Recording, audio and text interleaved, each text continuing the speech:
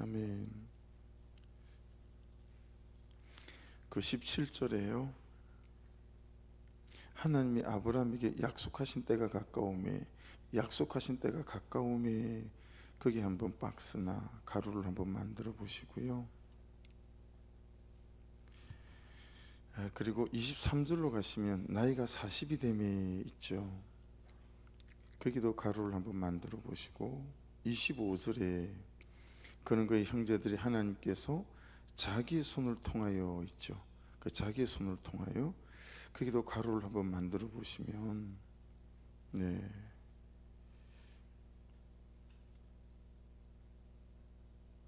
말씀을 좀 이해하는데 도움이 될 것 같아요. 17절 보십시오. 하나님이 아브라함에게 약속하신 때가 가까우매 이스라엘 백성이 애굽에서 번성하여 많아졌더니, 이 17절 말씀은 창세기 46장 27절 말씀에 보면 애굽에서 요셉이 낳은 아들은 2명이니 야곱의 집 사람으로 애굽에 이른 자가 모두 70명이었더라. 70명이 들어왔어요, 그죠? 400년 전에 요셉이 먼저 들어오고, 그 다음에 야곱 아버지와 형제들이 70명이 들어왔다. 그리고 그들이 고센 땅에 살았다 라고 하는 거죠.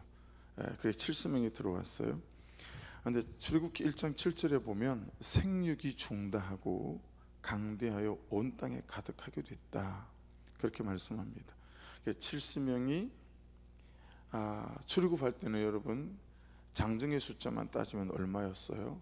60만이 넘어가는 해서 19세 이상이었기 때문에 많이 잡는 분들, 적게 잡는 분들 중간쯤이 한 200만 정도 돼요. 굉장히 많이 치는 분들은, 성경연구학자들은 300만도 된다. 그다음에 좀 적게 치는 분들은 한 150만 정도가 적당할 것 같다. 근데 그래서 한 200만 명은 좋게 되지 않나 라고 하는 거죠. 근데 여러분, 이 시작이 어디서부터인가 라고 하는 거예요. 이 시작이 요셉이 애굽 땅에 들어오고, 그 다음에 70명이 들어오고 400년의 시간이 지나고, 그리고 이제 200만이 넘어가는 민족이 되어져서 출애굽하는 이 시작점이 어딘가. 우리가 잘 아는 창세기 12장 1절로 2절 말씀을 보시면, 여호와께서 아브라함에게 이르시되 너는 너희 고향과 친척과 아버지 집을 떠나 내가 내게 보여줄 땅으로 가라. 내가 너로 큰 민족을 이루고 내게 복을 주어 내 이름을 장대하게 하리니 너는 복이 될지라. 여기서부터 이제 시작이 되어진 거죠. 지금 17절에 나오는 아브라함에게 약속하신 때가 가까우미와 말씀을 연결짓고 있는 거예요. 그렇죠? 아브라함에게 약속하신 때가 언제냐면 이 창세기 12장 1절 2절 여기서부터다 라고 하는 거죠. 그러니까 여러분, 그때를 살았던, 그죠? 아브라함도 그러하고 오늘 이때를 사는 우리도 그러하고, 말씀은 항상 우리를 향한 약속이다 라고 하는 거죠. 우리의 때를 정하고 우리의 가고 섬을 정하고 우리의 앉고 일어섬을 정하는 이 약속의 말씀 안에서 세상이 흘러가고 우리의 삶이 흘러간다 라고 하는 것들이 우리에게 잘 이렇게 자리매김이 되어야 될 것 같아요. 그러니까 모든 것이 말씀에 근거해서 이 말씀의 약속을 따라 되어져 간다라고 하는 거죠. 여러분 17절을 다시 한번 보시겠어요? 보시면 어울리지 않는 단어가 2개가 있어요. 17절 어울리지 않는 대조가 되는 단어가 있어요. 뭐하고 뭘까요? 애굽과 번성이라고 하는 거죠. 애굽과 번성은 어울리지 않죠. 애굽에서 번성하여 많아졌더니, 여러분 애굽이 어떤 땅이에요? 애굽은 이제 바로 그 다음 구절에서 나오지만 그 유명했던 요셉을 사람들이 건방 잊어버려요. 건방 잊어버려요. 하도 어머님이, 장모님이 너무 애틋한 분이셔서, 전 어머님이 돌아가실 때 그렇게 작게 슬퍼할 줄 몰랐어요, 제가. 그리고 이렇게 쉽게 잊어버릴 줄 몰랐어요. 전 우리 어머님이, 장모님이 돌아가시면 제가 정말 큰일 날 것처럼 생각했거든요. 예. 나를 낳아준 친어머니도 아닌데 그냥 파주에서 성남을 갈 때 엄마를 본다라는 것만 해도 제게 되게 위로가 있는 분이셨어요. 예. 근데 그 어머님이 돌아가시는데 내가 너무 덜 슬퍼하는 거예요, 제가 생각했던 것보다. 그리고 너무 쉽게 잊어버리는 거예요. 예. 그게 여러분 제 자신에게 조금 좀 뭐랄까 당황스러웠었어요. 내가 이 정도밖에 안 슬퍼한다고? 내가 이렇게 금방 엄마를 잊어버린다고? 뭐 이런 것들인 거죠. 그러니까 여러분, 그러니 세상 사람들이 요셉을 잊어버리는 건 금방이죠. 정말 시대를 일구었던 사람이잖아요, 요셉은. 근데 사람들의 기억에서 금방 사라져 버리는 거예요. 여러분, 우리가 사람들이 인정을 받으려고 하고 뭐 영웅이 되려고 하고 막 이러지만 사람의 기억이 그렇게 오래 가지 않아요. 진짜 영원한 거, 계속되는 건 참 하나님 그분의 은혜와 사랑이고 약속의 말씀이다 라고 하는 걸 깨달을 수 있어요. 애굽은 그 요셉의 기억이 지워지고 난 뒤부터 핍박과 시련과 고통의 땅이 됐어요. 그렇죠? 그런 그 핍박과 시련과 고통의 땅에서 번성하고 많아졌대요. 이게 여러분 잘 한번 싱킹해 보셔야 합니다. 고난과 시련과 아픔이 우리를 죽이게 할 것 같고 망하게 할 것 같지만 그렇지 않아요. 왜냐하면 항상 고난과 시련과 아픔만 있는 게 아니고요, 그 배후에 하나님이 계시거든요. 그리고 하나님의 약속의 말씀이 이 고난을 고난으로 쓰지 않으세요. 이 시련을 시련으로 쓰지 않으세요. 이 아픔을 아픔으로 쓰지 않고 이 애굽에서의 고난과 시련과 아픔들을 하나님께서는 다른 모양으로 지어가시고 만들어 가시더라 라고 하는 거죠. 그 이유가 뭐겠어요? 결국은 하나님이 아브라함에게 약속하신 때가 가까움이, 그러니까 여러분 말씀이 말씀을 이루어가는 거예요. 그러니 그 말씀이 말씀을 이루어가기 때문에요, 말씀을 붙잡는 사람, 말씀에게 붙어가는 사람에게는 애굽에 있는 고난과 시련인데 오히려 거기서 많아져요. 말씀에 붙어가는 사람은 고난 중에 더 귀하고 놀라운 것들을 얻죠. 그래서 나 혼자 살리는 고난이 아니라 열을 살리고 백을 살리고 천을 살리고 만을 살릴 수 있는 약재료를 만들어 가죠. 근데 어떤 사람에게는 그냥 시련일 뿐이에요.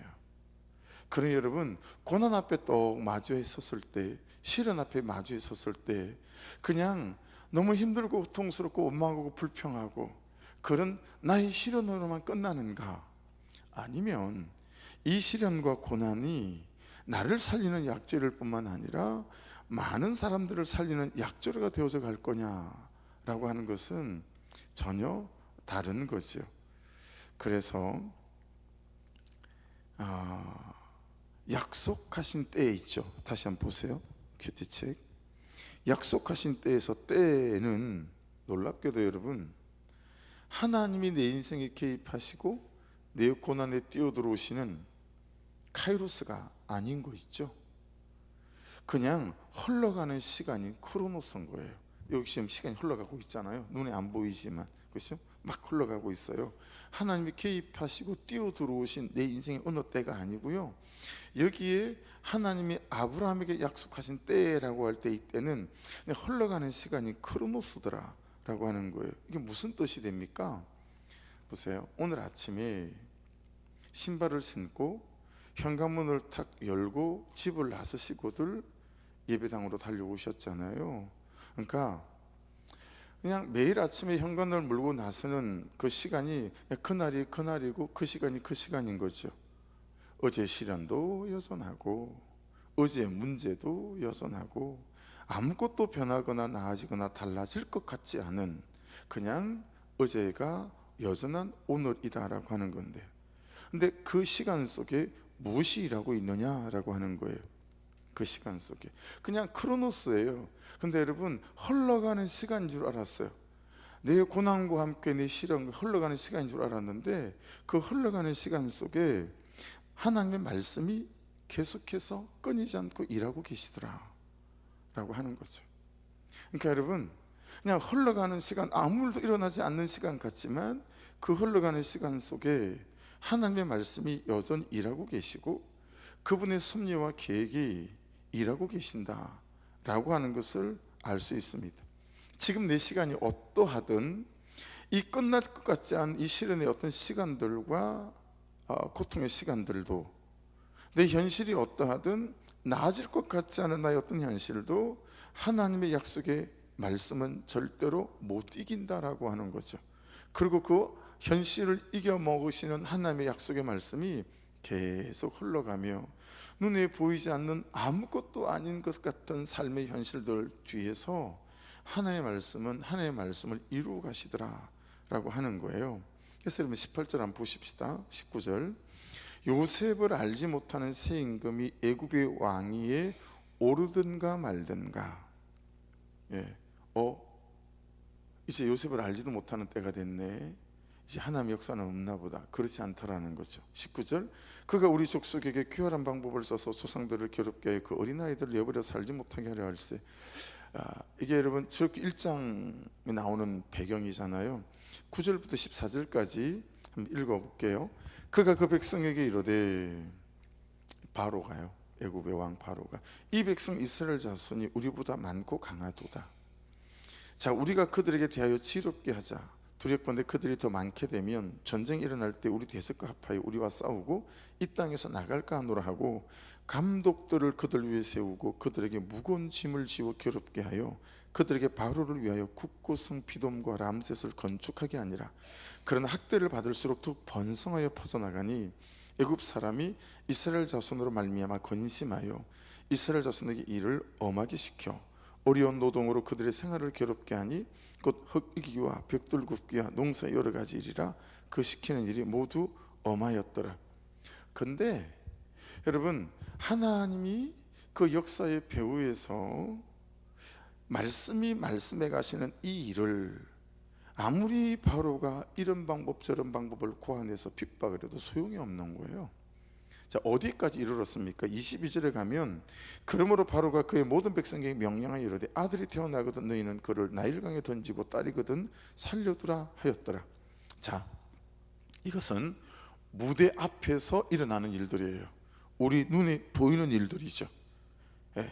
간음이 되고 계산이 되고 우리 눈에 보이는 무대 앞에서 막 이런 일이 일어나요. 그러니까 어떤 사람은 이제는 정말 죽었다 하겠죠.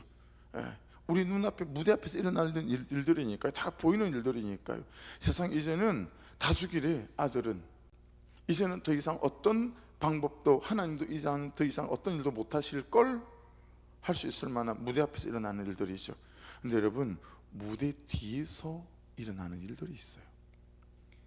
그게 그때에 모세가 났는데 하나님 보시기에 아름다운지라.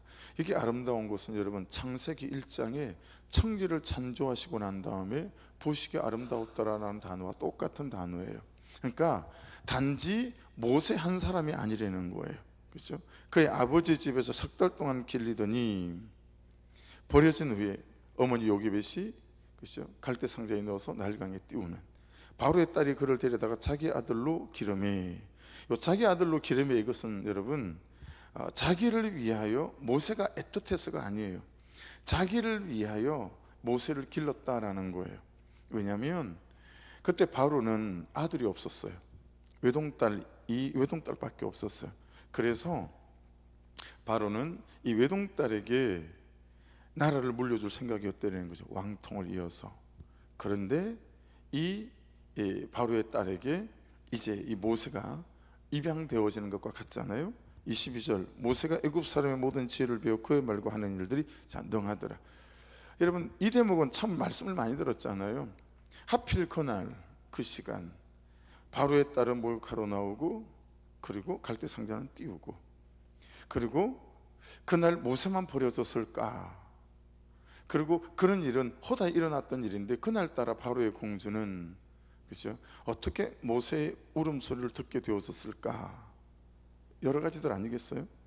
그러니까 여러분, 무대 앞에서 일어나는 일이고 나의 현실이고 나의 사실들이 계속 나옵니다. 그죠? 지금 내가 눈으로 보는 것, 지금 내가 당하고 있는 시련, 현실 같은 거죠.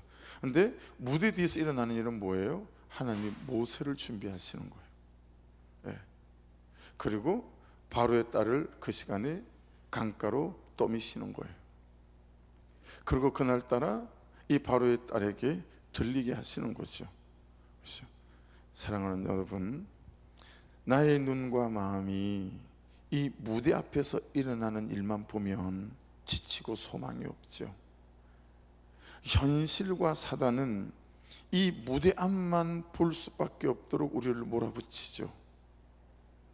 이 무대 뒤를 보는 것이 우리의 믿음이에요. 그리고 이 무대 뒤를 보는 것이 말씀이 약속하고 있는 것들인 거죠. 그래서 참 말씀에 붙어가는 것, 믿음에 붙어가는 것들이 얼마나 중요한지 몰라요.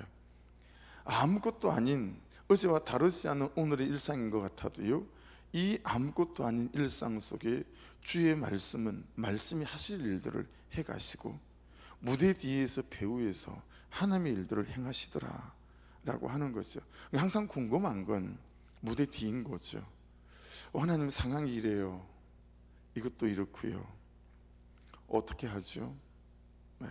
근데 믿는 바는 뭐죠? 그 무대 뒤에서 하나님께서 어떻게 일들을 이루어가고 계실까? 그것을 알 수 있는 건 말씀을 들여다보는 것밖에 없어요. 말씀을 들여다보며 그 말씀 속에서 하나님의 계획을 따라가고 하나님의 약속을 따라가는 거죠. 예. 그래서 여러분, 참 무대 뒤를 볼 수 있는 믿음, 그 말씀을 볼 수 있는 믿음이 참 중요한 것 같아요. 교회 앞에 요만한 정원이 이렇게 4개로 나눠져 있잖아요. 하나, 둘, 셋, 4개. 산 위고, 그리고 이런저런 흙을 갖다 붓다 보니까 진짜 잡초가 많이 나와요.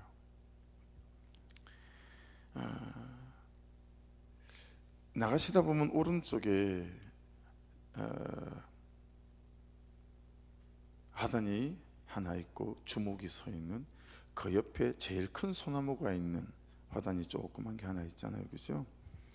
그걸 어제 점심 먹고 드디어 며칠 만에 잡초를 다 뽑았어요.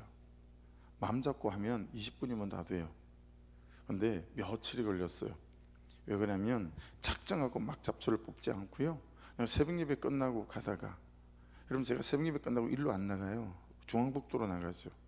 나가면서 그냥 그 짧은 30초 얼마 사이에 몇 개, 항상 거기 호미를 제가 두거든요. 몇 개 뽑아요. 몇 개. 출근할 때 한 1분 2분 몇 개 뽑아요. 그리고 저녁에 퇴근할 때 어둡지 않으면 몇 개를 뽑고, 그러다 보니 저거 한 4, 5일이 걸린 것 같아요. 20분이면 다 뽑는데. 여러분, 제가 그 동산에 이름을 뭐라고 붙였는지 아세요?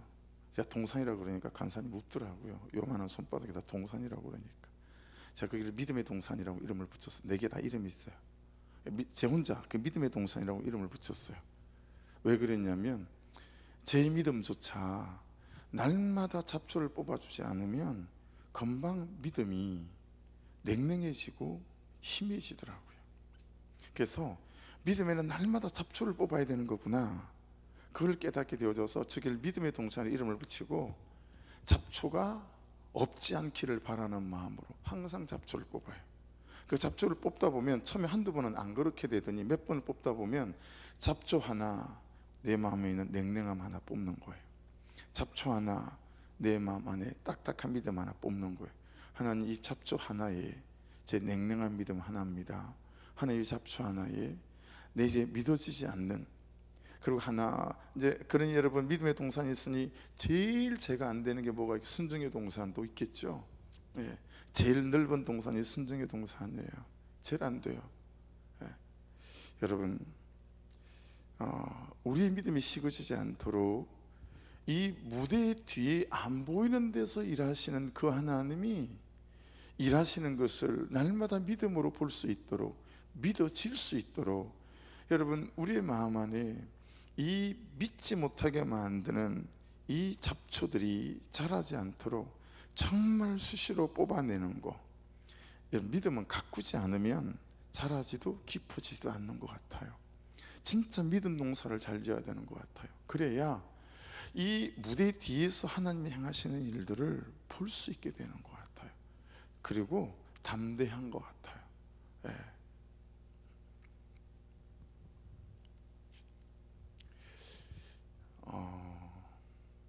강단에서 나누기는 조금 단어가 원색적이어서, 제가 주변 목사님들에게, 우리 가족들에게 가장 조금 모자라는 선택인 것 같아요 라고 하는 최근의 선택 중에 하나가 큰사랑 교회에다가 우리 구성전을 파는 거예요. 여러분이 말만 들어도 알만한 서울의 유명한 큰 교회 부목사님, 현직 국회의원 보좌관의 부목사님이, 그리고 사업을 하는 게 세 가지더라고요. 돈이 엄청 많아요. 그분이 우리 구성전을 사겠다고 왔었어요. 근데 내부적으로 좀 정리해야 될 게 있으니까 내일 다시 연락하겠습니다. 그리고 그 뒷날 큰사랑교회 목사님이 찾아왔었어요. 누가 봐도 그 큰 교회 부목사님한테 교회를 팔면 아무 일도 없을 것 같았었어요.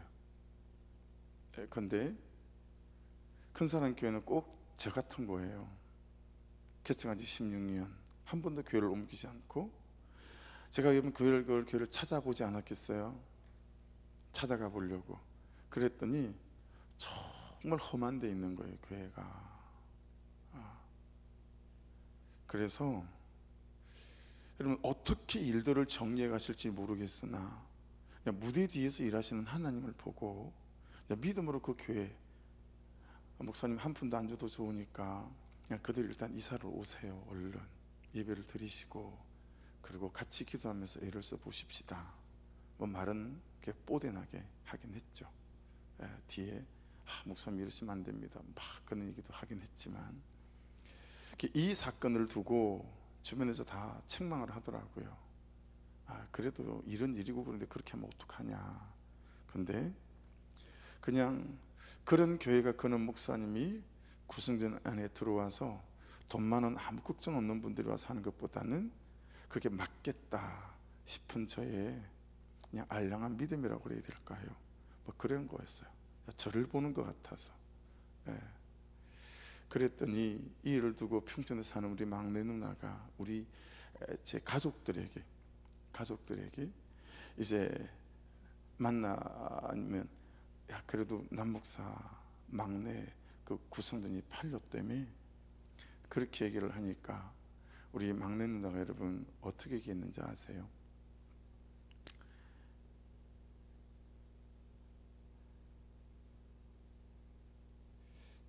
이게 너무 원색적인 말이라 말을 못하겠네. 따로 얘기해 드릴게요.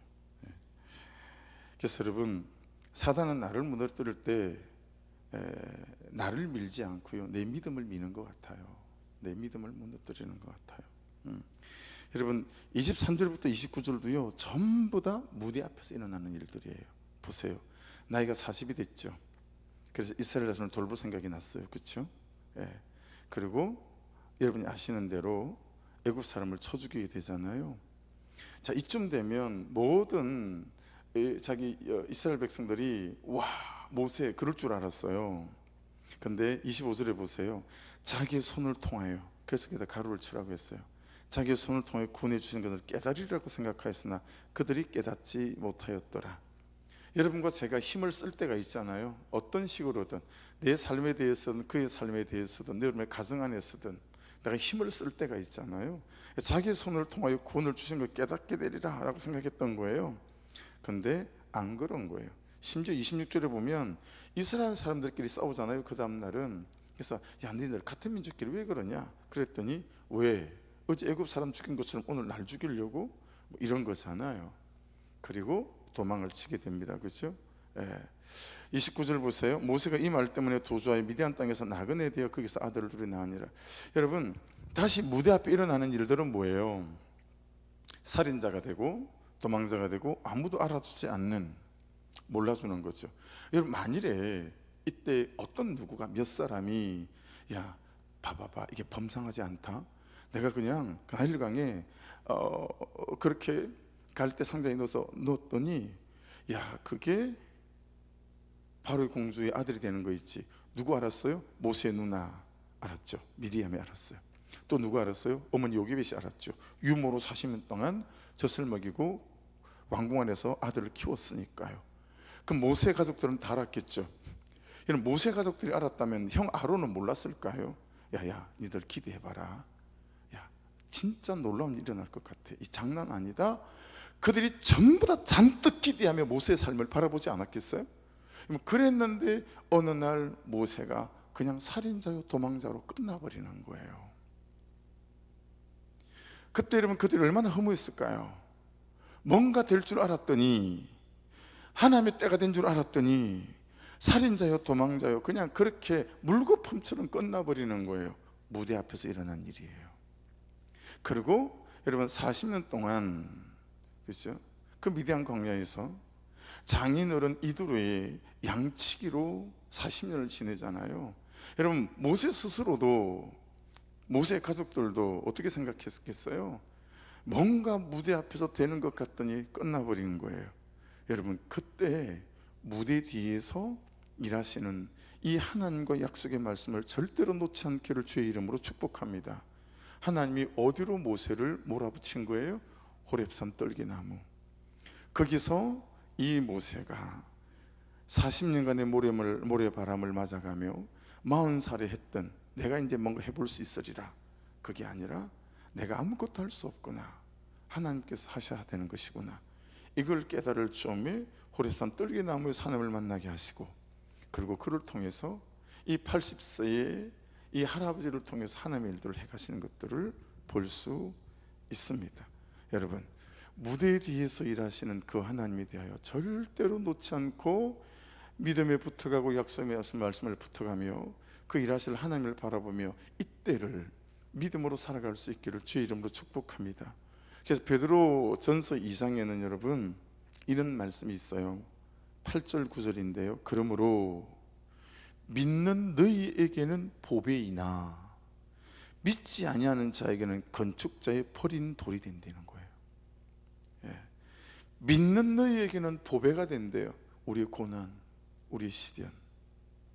그런데 믿지 않는 자들에게는 뭐야 이거, 던져버리는, 버린 돌이 되어지는 거죠. 그리고 9절에는 부딪히는 돌이 되고 걸려 넘어져 자빠지게 하는 바위가 된다, 그렇게 말합니다. 그렇죠? 그들이 말씀을 순종하지 아니함으로 넘어지나니 이는 그들을 이렇게 정하신 것이라, 이렇게 말씀합니다. 여러분 걸려 넘어져 자빠지고 미워하고 분노하고 포기하고 제끼라고 주신 무대 앞에 현실과 사실이 아닙니다. 이 사람들이 아닙니다. 그러니 무대 앞을 보고 그 사람을 제끼거나 무대 앞만 보고 이 현실과 사실들을 제껴서 원망하다 불평하다, 이 하나님의 약속에 놀라운 타이밍들을 놓치지 마시고 믿음의 말씀에 잘 붙어가며 언제라도 일하시고 행하실 그 하나님의 약속들을 바라보면서 여러분 참 이때를 잘 지나갈 수 있는 은혜가 있기를 주의 이름으로 축복합니다. 그래서 오늘 묵상간증은 꼭 읽으셔야 합니다. 네 알겠습니다 라는 묵상간 읽어보시면 한 4군데 딱 포인트가 있어요. 그 포인트 잘 보시면서 오늘 묵상간증 큐티하면서 꼭 읽어보셔서 적용점을 찾아보시기를 부탁을 드립니다. 기도하겠습니다. 아버지 하나님, 무대 앞만 보고 눈에 보이는 것만 보고 귀에 들리는 것만 들으며 하나님 좌절하고 실패하고 낙심하고 눈에 보이는 그것만 보고 내가 해보리라 덤비는 인생 되지 않게 하시고 무대 뒤에서 일하시고 역사하시는 그 하나님을 바라보며 아버지 하나님, 날마다 내 믿음이 이 믿음의 동산에 잡초가 자라 믿음이 냉랭하거나 메말라지거나 시그치지 않도록 잡초들을 뽑아가며 내 믿음이 자라가고 깊어지고 아버지 견고한 믿음이 되어서가는 그런 인생 될 수 있도록 은혜 위에 은혜를 더하여 주시옵소서. 오늘도 내 마음 안에 현실 때문에 찾아온 불신, 불순종, 불신앙, 이 잡초들을 좀 뽑아가며 아버지 하나님, 내 믿음의 동산이 참으로 잡초 없이 온전히 주의 뜻을 바라보고 약속의 말씀에 붙어가고 믿음으로 붙어가는 인생 되게 하옵소서. 우리 주여 한번 부르고 기도하겠습니다. 주여. 아버지